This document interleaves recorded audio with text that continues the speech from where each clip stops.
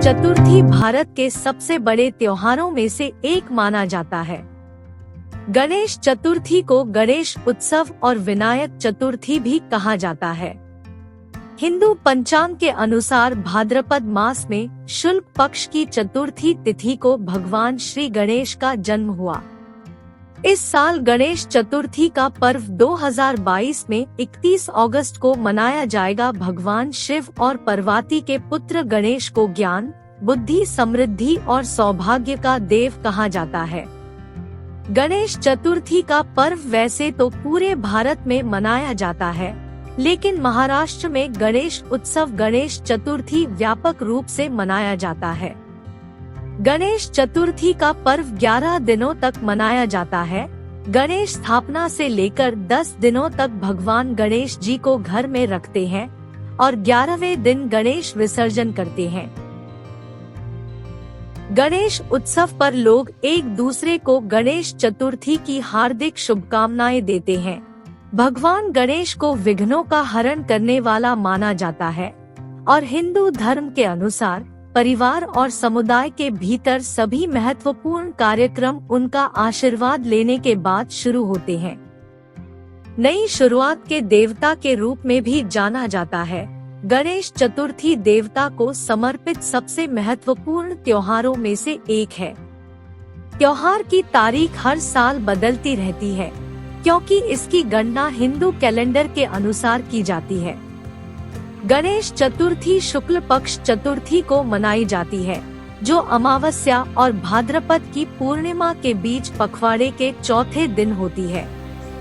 Gregorian calendar के संबंध में यह दिन आमतौर पर अगस्त या सितंबर के महीने में आता है। हालांकि यह त्योहार पूरे देश में अलग अलग तरीकों से मनाया जाता है, लेकिन इसका सार एक ही है। 10 दिनों के दौरान देवता की एक मूर्ति को घर लाया जाता है और त्योहार की पूरी अवधि के लिए या आंशिक रूप से कुछ मामलों में पूजा की जाती है। 10 दिन की खिड़की के अंत में मूर्ति को एक जल निकाय में विसर्जित कर दिया जाता है। इस अनुष्ठान को गणेश विसर्जन के नाम से जाना जाता है। जिस दिन भक्तों ने भगवान गणेश को विदाई दी, उसे अनंत चतुर्दशी के रूप में भी जाना जाता है। त्योहार 10 दिनों की पूजा अनुष्ठानों और उत्सव के साथ साथ विशेष खाद्य पदार्थों के लिए जाना जाता है, जो देवता के लिए प्रसाद के रूप में तैयार किए जाते हैं। मोदक और मोतीचूर के लड्डू जैसे व्यंजन तैयार कर प्रसाद के रूप में वितरित किए जाते हैं। गणेश चतुर्थी का त्योहार मराठा शासनकाल में अपनी उत्पत्ति पाता है, जिसके साथ ही छत्रपति शिवाजी उत्सव शुरू करते हैं। यह विश्वास भगवान शिव और देवी पार्वती के पुत्र गणेश के जन्म की कहानी में है। यद्यपि उनके जन्म से जुड़ी विभिन्न कहानियां हैं, लेकिन सबसे अधिक प्रासंगिक यहाँ साझा की गई है। देवी पार्वती गणपति की निर्माता थी। भगवान शिव की अनुपस्थिति में उसने अपने चंदन के पेस्ट का उपयोग गणेश को बनाने के लिए किया और उसे स्नान करने के लिए रख दिया। जब वह चला गया था, तब भगवान शिव ने गणेश के साथ युद्ध किया और उसे अपनी मां के आदेशों के अनुसार प्रवेश नहीं करने दिया। क्रोधित होकर भगवान शिव ने गणेश का सिर काट दिया। जब पार्वती ने यह दृश्य देखा, तो उन्होंने देवी काली का रूप धारण कर लिया और दुनिया को नष्ट करने की धमकी दी। इसने सभी को चिंतित कर दिया और उन्होंने भगवान शिव से एक उपाय खोजने और देवी काली के क्रोध को शांत करने का अनुरोध किया।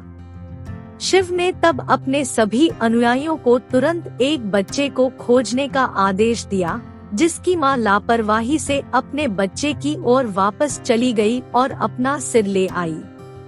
अनुयायियों द्वारा देखा गया पहला बच्चा एक हाथी था और उन्होंने आदेश दिया, उसके सिर को काट दिया और भगवान शिव के पास लाया।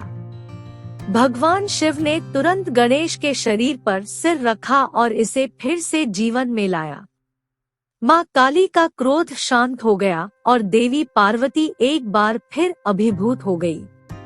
सभी भगवान गणेश को आशीर्वाद देते हैं और आज का दिन उसी कारण से मनाया जाता है। क्यों मनाते हैं? गणेश चतुर्थी त्योहार से लगभग 1 महीने पहले गणेश चतुर्थी की तैयारी शुरू हो जाती है। यह उत्सव लगभग 10 दिनों तक चलता है, भाद्रपद शुद्ध चतुर्थी से अनंत चतुर्दशी तक।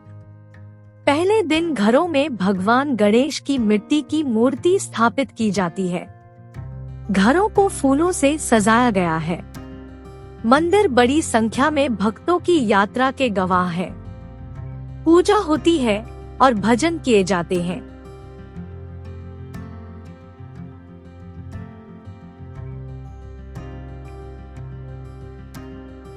अक्सर परिवार त्योहार मनाने के लिए इकट्ठा होते हैं।